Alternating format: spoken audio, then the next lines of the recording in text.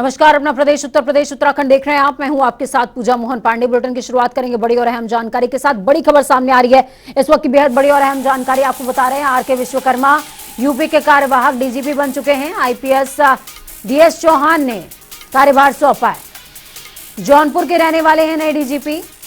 1988 batch के IPS अधिकारी हैं आरके विश्वकर्मा।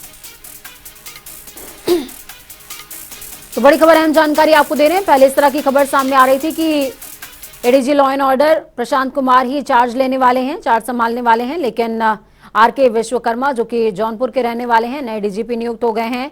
कार्यवाहक डीजीपी के तौर पर इनकी नियुक्ति हुई है। 1988 बैच के आईपीएस ऑफिसर हैं। यूपी के नए बॉस होंगे अब आरके विश्वकर्मा। चले ग्राउंड जीरो का रुख करते हैं। तौकीर के द्वाई हमारे साथ में राजधानी लखनऊ से लाइव जुड़े हुए हैं। तौकीर, क्या कुछ अपडेट है? पहले क्या ADG LO Prashant Kumar charge लेने वाले थे, अब आरके विश्वकर्मा यूपी के नए बॉस होंगे।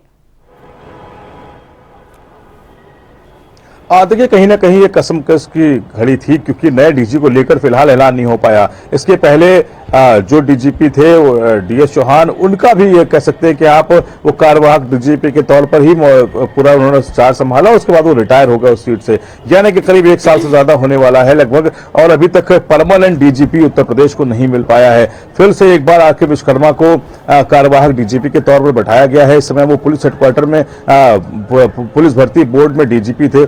उनको इस वजह से भी परमानेंट डीजी नहीं माना जा सकता, क्योंकि जो कार्यकाल है उनका वो मई तक ही रहेगा, क्योंकि मई 2023 में वो रिटायर हो जाएंगे। और परमानेंट डीजी के लिए एक नियम है कि उसको 6 महीने कम से कम उसकी नौकरी अभी बची होनी चाहिए, उसको ही परमानेंट डीजी बनाया जा सकता है। फिलहाल इसके बारे में ये बताया जा रहा है कि कई तरह के उलटफेर देखने को मिल सकते हैं मई के बाद, और ये भी माना जा रहा है कि रिटायरमेंट तक अब आरके विश्वकर्मा ही डीजीपी की कुर्सी पर बैठेंगे। लेकिन इसके बाद परमानेंट डीजी की एक बार फिर दौड़ शुरू होगी। उसमें कई नाम है, डीजी जेल आनंद कुमार का नाम है, प्रशांत कुमार हो सकते हैं, ऐसे कई नाम है जो सीनियरिटी बेसिस पे जब जाएंगे उनको भी सिलेक्शन करना पड़ेगा।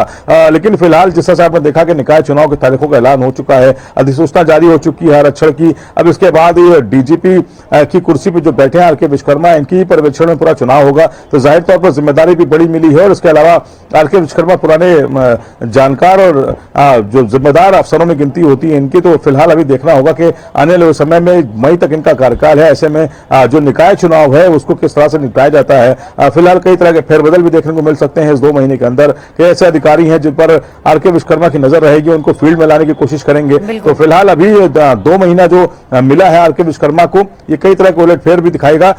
लेकिन इनके बारे में बताया जाता है क्योंकि कई ऐसे जिलों के कप्तान रहे, फिर उसका आईजी रहे, डीआईजी रहे, तो फिलहाल एक बड़ी जिम्मेदारी सौंपी गई है सरकार की तरफ से। फिर आप हमारे साथ बने रहिए, अगली खबर पर भी आपकी जरूरत होगी। लेकिन इस बीच तमाम दर्शकों को बता दें, यूपी के नए बॉस आरके विश्वकर्मा होने वाले हैं। सबसे बड़ी बात यह है कि डीएस चौहान की जगह पर आरके विश्वकर्मा का एक्सटेंशन हुआ है। कार्यवाहक डीजीपी के तौर पर इनकी नियुक्ति हुई है। सबसे बड़ी बात यह कि रिलायबल अधिकारी हैं, और ऐसे में निकाय चुनाव की जब घोषणा हो चुकी है तो बड़ी जिम्मेदारी इनके कंधों पर। इस बीच आपको चुनाव से जुड़ी बड़ी खबर, अहम जानकारी दे रहे हैं। प्रत्याशियों की चयन की प्रक्रिया शुरू हो चुकी है।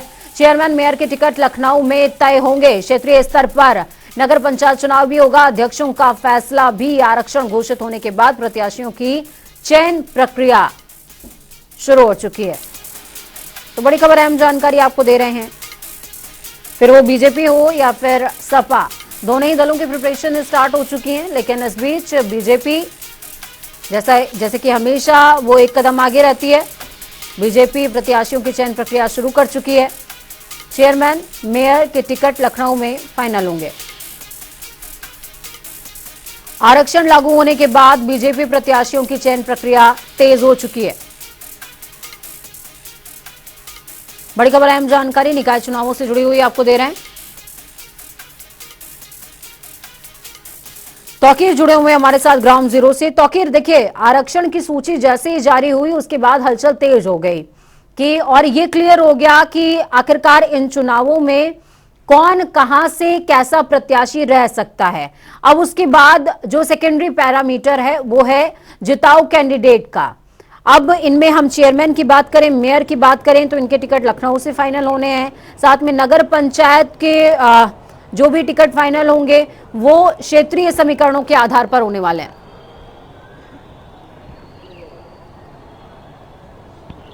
देखिए, बिल्कुल ये बहुत ही क्रूशियल चुनाव माना जा रहा है 2024 लोकसभा के लिए, क्योंकि ये रूट लेवल का चुनाव है। ऐसे में जमीन अगर मजबूत करनी है तो अपना प्रधान, पार्षद, मेयर, इन सब चीजों पे फोकस करना पड़ेगा और भारतीय जनता पार्टी ने हमेशा फोकस किया भी है। बाकी दलों की बात करें तो कभी जिस तरह के पार्षदी के चुनाव में कई बार ऐसा हुआ कि बसपा हो चाहे सपा, उन्होंने अपना सिंबल तक नहीं देते, सिंबल के बिना चुनाव लड़ते हैं उनके प्रत्याशी और उसके बाद उनका पार्टी में चयन होता है। लेकिन इस बार का चुनाव काफी अहम माना जा रहा है। यही वजह है कि सभी पार्टियां पहले से ऐलान कर चुके हैं कि अब के लिए वो अपने सिंबल पर ही सबको चुनाव लड़ाएंगे। तैयारियां भी जोर शोरों से चल रही हैं। समाजवादी पार्टी के कार्यालय के बाहर भारी भरकम भीड़ नजर आ रही है। अलग अलग जिलों के जो प्रत्याशी हैं वो यहां पर चक्कर काट रहे हैं, क्योंकि मुख्यालय से ही उनके टिकट फाइनल होने हैं। इसके अलावा भारतीय जनता पार्टी ने भी साफ कर दिया है कि जो स्थानीय जो संगठन है वहां से ही जो प्रत्याशी है उनके नाम फाइनल किए जाएंगे। तो जाहिर तौर पर भारतीय जनता पार्टी कार्यालय पर भी उस तरह की भीड़ नजर आती है। फिलहाल मायावती की तरफ से यानी कि बहुजन समाज पार्टी की तरफ से भी किसी तरह का ऐलान नहीं किया गया है और ना ही अभी वहां पर किसी तरह की कोई हलचल देखी जा रही है। लेकिन ये जरूर है कि बहुजन समाज पार्टी भी अपना प्रत्याशी उतारेंगी और इसके अलावा वहां पर भी जो प्रत्याशी हैं मैदान में नजर आएंगे। कांग्रेस भी लगातार कह रही है कि वो जो प्रत्याशी हैं वो इस बार कांग्रेस के सिंबल पे होंगे और पूरी मेहनत से चुनाव लड़ेंगे। तो तैयारियां ज्यादातर नजर आ रही हैं, लेकिन जिस तरह से आरक्षण दिया गया है महिलाओं को, करीब 7-8 सीटें ऐसी हैं जो मेयर की जहां पर महिलाओं को लड़ाया जाएगा, महिला प्रत्याशी होंगी वहां पर। ऐसे में सब फोकस है या प्रत्याशियों के चयन पर। सभी जगह पर इस बात की छानबीन शुरू हो गई है कि कौन प्रत्याशी मजबूत है, किसके कंधों पर भार डाला जा सकता है, चाहे वो मेयर का प्रत्याशी हो चाहे वो पार्षद का प्रत्याशी हो। छानबीन और उसकी गहनता जांची जा रही है। जो अलग अलग पार्टियों की वो देखने कौन पूरा कर सकता है ऐसे प्रत्याशियों के। फिलहाल जिलेवार भी एक कमेटी बनाई गई है। समाजवादी पार्टी ने अभी प्रभारी बनाए हैं जिलों के। कुछ दिन पहले ही सांसद हो चाहे पूर्व सांसद हो, विधायकों की एक कमेटी बनाकर उनको जिले की जिम्मेदारी सौंपी गई है। यानी कि वो जान रहे हैं कि अगर रूट मजबूत होगा, यानी कि ग्राउंड आपका बूथ मजबूत होगा तो आप चुनाव जीत सकते हैं 2024 का। और दूसरी बात यह है कि जो आपको रिपोर्ट मिलती है ग्राउंड से कि आप कितना किस जगह पर मजबूत हैं, वो अगर आपका पार्षद है, आपका प्रधान है, गांव का नगर पंचायत है, जिला पंचायत है, यही आपको ग्राउंड की रिपोर्ट भी सौंपते हैं। तो जाहिर तौर पर इसको मजबूती लाने के लिए सभी दल इसमें जुटे हुए हैं। अब कुछ दिनों बाद ही जब आरक्षण की प्रक्रिया पूरी होगी उसके बाद प्रत्याशियों के नाम भी जारी किए जाएंगे पार्टियों की तरफ से। लेकिन चुनाव बहुत अहम माना जा रहा है उत्तर प्रदेश के लिए। बिल्कुल, बहुत शुक्रिया तौकीर हमारे साथ जुड़ने के लिए, अहम जानकारी साझा करने के लिए। बेहद इंपॉर्टेंट है ये चुनाव, निकाय की जंग है और जंग इस लिहाज से भी बेहद महत्वपूर्ण हो जाती है क्योंकि 2024 से पहले ग्रास रूट लेवल का अपने आप में ये पहला चुनाव है जो लिटमस टेस्ट करेगा।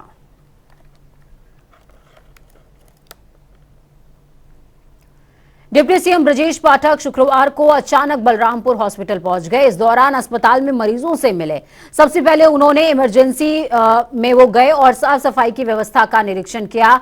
मरीजों और तीमारदारों से भी उनका हालचाल जाना। अचानक से अस्पताल पहुंचे डिप्टी सीएम को देखकर डॉक्टरों समेत अस्पताल प्रशासन में हड़कंप मच गया है। डिप्टी सीएम के अस्पताल परिसर में होने की जानकारी भर से अस्पताल स्टाफ में हड़कंप रहा। तो वहीं दूसरी तरफ विधानसभा अध्यक्ष सतीश महाना ने आज विस्तार से अपनी उपलब्धियां गिनाई हैं। उन्होंने कहा कि पहले विधायिका की कमजोर करने का काम किया जा रहा है, लेकिन अब यूपी विधानसभा को लेकर धारणा बदली है। साथ ही उन्होंने कहा कि योग्यता के कारण इसकी पहचान बदल रही है। साथ ही सतीश महाना ने कहा कि विधायकों के समूह बनाकर अलग अलग व्यवसायिक क्षेत्रों में भेजा जाएगा। उन्होंने कहा कि मंत्री, अधिकारी और विधायकों की समन्वय समिति मिलकर योजना बनाएगी।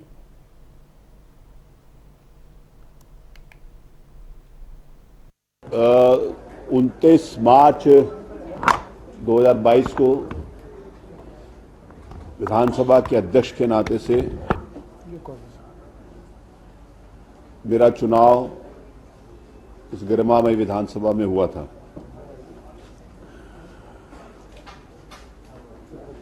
मैं सबके प्रति आभार व्यक्त करना चाहता हूं कि सारे राजनीतिक दलों ने मुझे यूनानिमसली उस चेयर के लिए इलेक्ट किया था। लोकतंत्र में विधायिका की एक महत्वपूर्ण और अहम भूमिका होती है। विगत कुछ दशकों से विधायिका को कमजोर करने का प्रयास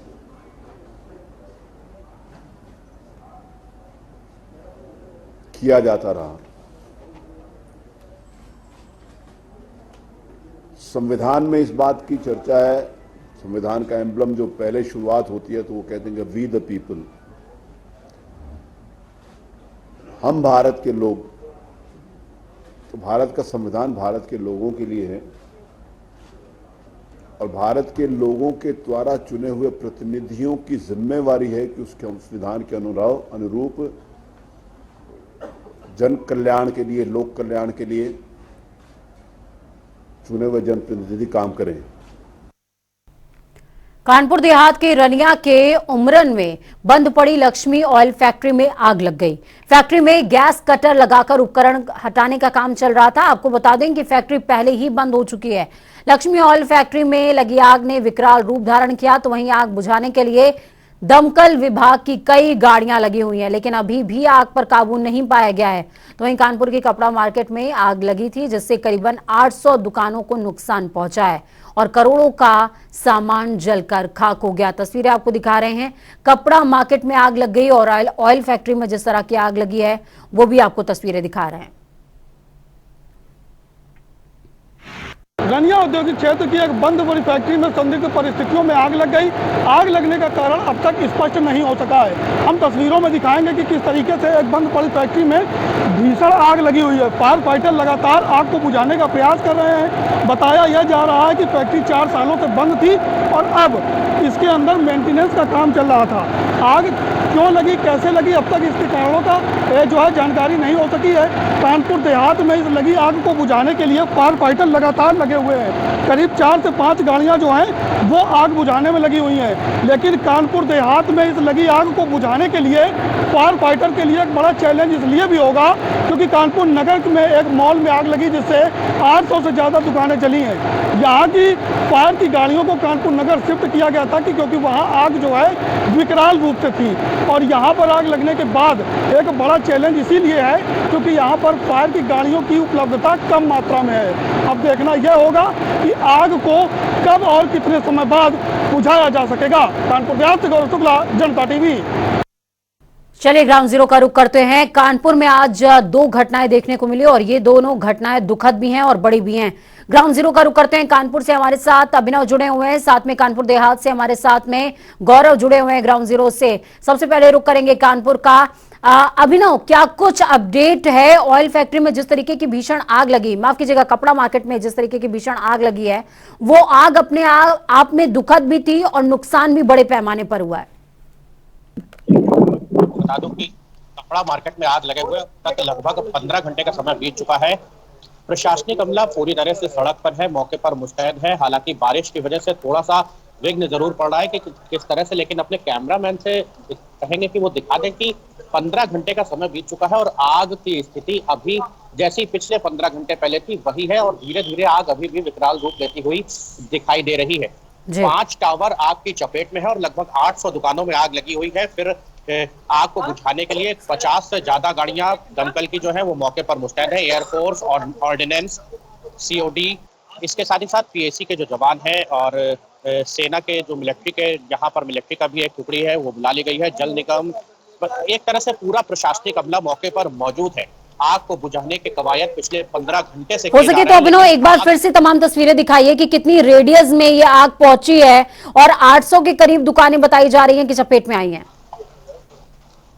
बिल्कुल, आपको अपने कैमरामैन से कहेंगे कि दिखा दें कि किस तरह से ये 5 टावर हैं और ये उत्तर प्रदेश की सबसे बड़ी होलसेल रेडीमेड कपड़ों की मार्केट है। अब वो AR टावर से ये आग शुरू हुई, उसके बाद मसूद कॉम्प्लेक्स के बाद हमराज कॉम्प्लेक्स और इसके साथ ही साथ बगल में 2 और कॉम्प्लेक्स थे। इन 5 कॉम्प्लेक्स की अगर बात करें तो यहाँ छोटी छोटी ही दुकानों को करीब लगभग 700 से 800 दुकानें हैं जो आग के आगोश में आ चुकी हैं और धीरे धीरे आग विकराल रूप लेती चली जा रही है। इनके अगल बगल के जो भी भवन है प्रशासन के द्वारा उनको खाली करा दिया गया है। लगातार खाली कराने की कवायद भी की जा रही है क्योंकि जिस तरह से पिछले 15 घंटों से ये आग लगी, बारिश होने के बावजूद भी लगातार हाइड्रोलिक जो क्रेनें हैं लखनऊ से जो मंगाई गई हैं, इनके द्वारा भी आग बुझाने का प्रयास किया जा रहा है। लेकिन तस्वीरों में आप देख पा रहे होंगे कि आग, इतना पानी और इतनी कड़ी मशक्कत के बावजूद भी आग पर अभी तक काबू नहीं पाया जा सका है और आग विकराल रूप ले रही है। नई आग और अभिनव, मैं समझना चाहूंगी, देखिए नुकसान बहुत बड़े पैमाने पर हुआ है। अधिकारियों को क्या प्रशासनिक अमले की तरफ से या फिर जनप्रतिनिधियों की तरफ से किसी तरह के कोई आश्वासन मिला है अभी तक? जी बिल्कुल, आपको बता दूं कि बड़े पैमाने पर नुकसान की बात इसलिए सामने आ रही है क्योंकि आने वाला त्यौहार ईद का था और ईद के त्यौहार के चलते ही यहाँ पर कई करोड़ों का जो स्टॉक था रेडीमेड कपड़ों का वो यहाँ पर पहुंच चुका था इन कॉम्प्लेक्स में, और जिसके चलते ये आग से कई करोड़ के नुकसान की संभावना जताई जा रही है। हालांकि मौके पर अभी तक जनप्रतिनिधि तो कोई नहीं पहुंचा है और किसी भी तरह की मुआवजे की या लोगों की क्षतिपूर्ति की बात नहीं कही जा रही है। फिलहाल डिप्टी सीएम ब्रजेश पाठक का इस पूरे प्रकरण पर बयान जरूर आया था कि इस आग लगने की घटना को राजनीतिक रूप ना दें और जो भी नुकसान हुआ है उस पर सरकार ध्यान जरूर दे रही है और नुकसान की पूर्ति भी करने की कोशिश करेगी। लेकिन अगर कानपुर के जनप्रतिनिधियों की बात करें तो कानपुर का कोई भी ऐसा जनप्रतिनिधि नहीं है जो इतनी बड़ी आग लगने के बावजूद भी मौके पर अब तक पहुंचा हो। बिल्कुल, ये बहुत बड़ी लापरवाही है। अभिनव, मैं आपका रुख वापस से करूंगी।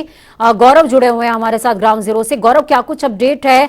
देखिए, अभी अभिनव जुड़े हुए हैं। अभिनव ने तमाम तस्वीरें हमारे साथ में साझा करी हैं गौरव, कि आग अभी तक बुझी नहीं है और नुकसान इतने बड़े पैमाने पर हुआ है, कोई जनप्रतिनिधि भी नहीं पहुंचा। कानपुर देहात की अगर हम बात कर लें तो क्या हाल है? देखिए, बिल्कुल बता दूं, करीब 5 घंटे कड़ी मशक्कत बाद फाइट फाइटर्स ने जो है यहाँ से काबू कर लिया है। और यहाँ अगर बात की जाए नुकसान की तो करीब 50 लाख का नुकसान जो है इस फैक्ट्री के जो लीगल वर्क को देखते थे मेरी बात उन्होंने बताया कि करीब 50 लाख का नुकसान जो है वो हुआ है। एक्चुअल स्थिति क्या है वो पूरे मामले में जब मुआयना करेंगे, आग बुझने के बाद जब उसका एनालाइज किया जाएगा उसके बाद स्पष्ट हो सकेगा। आपको तस्वीरों में सब दिखाने में किस तरीके से जो गाड़ियां थी फायर फाइटर यहाँ पर आए हुए थे। कानपुर देहात में फायर टीम के साथ साथ टाटा का जो गेल इंडिया लिमिटेड है वो और गाड़ियां आई थी। नगर पंचायत जो गंगा नगर पंचायत क्षेत्र की गाड़ियां थी वो आई थी। कहा अगर ये जाए कि डूबते को तरीके का सहारा, पर इस घटना में वो पूरी तरह से देखने को मिला क्योंकि नगर पंचायत के जो ट्रैक्टर थे वो टैंकर के माध्यम से यहाँ पानी ला रहे थे और साथ जो छोटी गाड़ियां थी उनमें सफाई करने के बाद आग बुझाने। हम वो फैक्ट्री भी दिखाएंगे कि जहाँ पर आग लगी हुई थी। अभी हालांकि हल्का सा धुआं जो है वो देखने को मिल भी रहा है कि स्थिति अभी स्पष्ट तब हो पाएगी जब पूरी तरह से आग पूरी तरह से काबू कर लिया जाएगा और जो प्रशासनिक अमला है वो इस बात की पुष्टि करेगा कि हाँ आग पर काबू पा लिया गया। जी बिल्कुल, बहुत शुक्रिया आप दोनों का हमारे साथ जुड़ने के लिए, अहम जानकारी ग्राउंड जीरो से साझा करने के लिए। कानपुर देहात की जो तस्वीरें हैं वो बता रही हैं कि आग पर काबू पा लिया गया है, लेकिन कानपुर में जहां कपड़ा फैक्ट्रीज में, कपड़ा की दुकानों में, कपड़ा मार्केट में जो आग लगी है वो आग अभी भी तांडव मचा रही है और नुकसान बहुत बड़े पैमाने पर हुआ है। इस बीच आपको रामनगर से बड़ी और अहम जानकारी दे रहे हैं। रामनगर में बड़ा हादसा हुआ है। तेज बहाव में बस पलट गई है। बस में 27 लोग सवार थे। मौके पर राहत बचाव की टीम पहुंची हुई है। रेस्क्यू तमाम लोगों का चल रहा है। बड़ी खबर, अहम जानकारी इस वक्त आपको दे रहे हैं। रामनगर में तेज बहाव के चलते बस पलट गई है और बस में जिस तरह की जानकारी सामने आ रही है 27 लोग सवार थे जिनका रेस्क्यू भी चल रहा है। एक्सक्लूसिव तस्वीरें आपको दिखा रहे हैं। ये तस्वीरें देखिए किस तरीके से रामनगर में ये बड़ा हादसा हुआ है। बस पलट गई तेज बहाव के चलते। ये बस पलटी है। 27 लोग इसमें सवार थे बताए जा रहे हैं और देखिए किस तरीके से तमाम लोगों ने अपने आप को सुरक्षित करने की कोशिश करी और वो पलटी हुई बस के ऊपर मौजूद हैं। आज लखनऊ में प्रदर्शन के दौरान कांग्रेस जिला अध्यक्ष वेद प्रकाश त्रिपाठी ने अडानी मामले के साथ ही कई दूसरे अन्य सवालों को लेकर सरकार पर जमकर सवाल खड़े किए। सवाल में उन्होंने कहा कि अडानी के खाते में 20,000 करोड़ कैसे आए, सरकार को इसका जवाब देना चाहिए। इसके साथ ही कांग्रेसी कार्यकर्ताओं ने सरकार पर लोकतंत्र का गला घोटने का भी आरोप लगाया है। इसी को लेकर हमारे संवाददाता टीएन मिश्रा ने कुछ कार्यकर्ताओं से खास बातचीत करी। देखिए। राहुल गांधी की संसद सदस्यता समाप्त होने के बाद अब जो है कांग्रेस का आज जिला वर्गीय प्रदर्शन है। पूरे प्रदेश में आज जो है कांग्रेस कार्यकर्ता प्रदर्शन कर रहे हैं। लखनऊ में जिला अध्यक्ष वेद प्रकाश के नेतृत्व में किया जा रहा है प्रदर्शन। दमन के दम पर ये सरकार, जी बताइए क्या है प्रदर्शन? दमन क्या आगे ये सरकार नहीं चलेगी, नहीं चलेगी। जिस प्रकार से मोदी सरकार, भारतीय जनता पार्टी की केंद्र की सरकार ने राहुल जी की सदस्यता को बर्खास्त किया है, जिस आनन फानन में फैसला लेकर के राहुल गांधी जी के भारत जोड़ो यात्रा के माध्यम से जो उनकी छवि देश और विदेश में निकली हुई है, उससे घबराई हुई है। 2024 को वो देख करके राहुल गांधी जी की छवि को बर्बाद करने के लिए वो प्रयास कर रहे हैं और उनको हाउस में बोलने के लिए मना कर रहे हैं। राहुल गांधी जी ने केंद्र सरकार से हाउस में 3 जवाब मांगे थे, लेकिन मोदी सरकार चुप है। आज राहुल गांधी जी ने यह प्रश्न किया केंद्र की सरकार से पूछा कि 3 प्रश्नों का जवाब दीजिए, लेकिन केंद्र सरकार के भाजपा के प्रधानमंत्री, देश के प्रधानमंत्री मोदी जी उन जवाबों का उनके प्रश्नों का जवाब नहीं दे रहे हैं। अब आगे क्या आपकी रणनीति है? हमारी रणनीति आज हमारे देश के हमारे कांग्रेस पार्टी के राष्ट्रीय अध्यक्ष के निर्देश पर, हमारे प्रदेश अध्यक्ष ब्रजलाल खाबरी जी के निर्देश पर, हमारी प्रभारी प्रियंका गांधी जी के निर्देश पर आज सभी उत्तर प्रदेश के और सभी देश के सभी जनपदों में जिलाध्यक्ष के माध्यम से, जिलाधिकारी के माध्यम से ज्ञापन हम लोग महामहिम राष्ट्रपति जी को दे रहे हैं। और उस मांग में यही हमारी मांग है कि जो राहुल जी ने प्रश्न किया है उनके जवाब प्रधानमंत्री जी हैं। जो 20,000 करोड़ रुपया अडानी के खाते में आए हैं वो किसके हैं, इस बात का जवाब दे। राहुल जी ने जो प्रश्न किया है, जो हिंडोवर्ग की रिपोर्ट के माध्यम से जो ये हमारे गरीबों कमजोरों का जो पैसा हमारा सुरक्षित था उसको बगैर पूछे जाचे और उनके खाते में डालने का प्रयास किया है। और आज हमारा लोगों के यही मानना है, यही हमारी मांग है कि उनके तीनों जवाब दें और प्रधानमंत्री जी उनको इनके जवाब दें केंद्र सरकार के। Thank you. तो ये थे वेद प्रकाश त्रिपाठी जो जिलाध्यक्ष है कांग्रेस के, और इनका कहना है कि हमारा सब आंदोलन का मकसद है कि राहुल गांधी ने संसद में जो सवाल उठाए थे उनका प्रधानमंत्री जवाब दें, और ये आंदोलन पूरे देश में एक साथ किया जा रहा है। आज सभी जिलों में प्रदर्शन किया जाएगा। कैमरामैन रियाज के साथ टीएन मिश्रा, जनता टीवी, लखनऊ। तो वहीं उत्तराखंड भाजपा प्रदेश अध्यक्ष महेंद्र भट्ट नई दिल्ली पहुंचे हुए हैं, जहां उन्होंने प्रधानमंत्री नरेंद्र मोदी से मुलाकात करी। इस दौरान प्रदेश के समसामयिक विषयों पर विस्तार से चर्चा हुई और साथ ही महेंद्र भट्ट ने प्रधानमंत्री को केदारनाथ और बद्रीनाथ आने का निमंत्रण भी दिया है। देहरादून में केंद्रीय स्वास्थ्य मंत्री मनसुख मंडाविया ने आज जोशीमठ से वर्चुअली कार्यक्रम का शुभारंभ किया। आपको बता दें कि खराब मौसम के कारण केंद्रीय स्वास्थ्य मंत्री कार्यक्रम में नहीं पहुंच पाए। कार्यक्रम में हुए शिलान्यासों की बात करें तो इसमें 3 जिलों में, जिसमें पौड़ी में आने वाले श्रीनगर, रुद्रप्रयाग और नैनीताल के लिए 50-50 बेड के 3 क्रिटिकल केयर ब्लॉक का शिलान्यास हुआ है। तो वहीं उत्तराखंड में बिजली दरों में बढ़ोतरी पर कांग्रेस ने तीखा विरोध दर्ज कराया है। कांग्रेस प्रदेश अध्यक्ष करण मारा ने इसे आम जनता पर महंगाई का बोझ डालने वाला कदम करार दिया। आपको बता दें, विद्युत नियामक आयोग ने गुरुवार को बिजली की दरों में इजाफा करने की घोषणा की है, जिस पर प्रतिक्रिया देते हुए कांग्रेस प्रदेश अध्यक्ष करण मारा ने कहा कि सरकार लगातार आम लोगों पर महंगाई का बोझ डालती जा रही है। भाजपा की केंद्र सरकार हो या फिर राज्य सरकार, लगातार महंगाई बढ़ाती जा रही है। साथ ही उन्होंने सरकार से बढ़ी हुई दरें तत्काल वापस लेने की मांग की है। जिन लोगों ने राष्ट्र को कमजोर करने के लिए सत्ता का दुरुपयोग किया होगा, जो अभी उनके सबूत इकट्ठे हम लोग भी कर रहे हैं। क्या ये किसी को पता नहीं कि कौन ऐसे लोग थे जिन लोगों को आईपीएस अधिकारियों को बिना दोष के कारण उनको गलत ढंग से, फर्जी ढंग से फंसा के जेलों में बंद किया गया है? क्या ये नहीं जानते कि लोकपाल का आंदोलन किस तरीके से चला? कहाँ है आज लोकपाल? क्या इस बात का जिक्र दोबारा नहीं आएगा?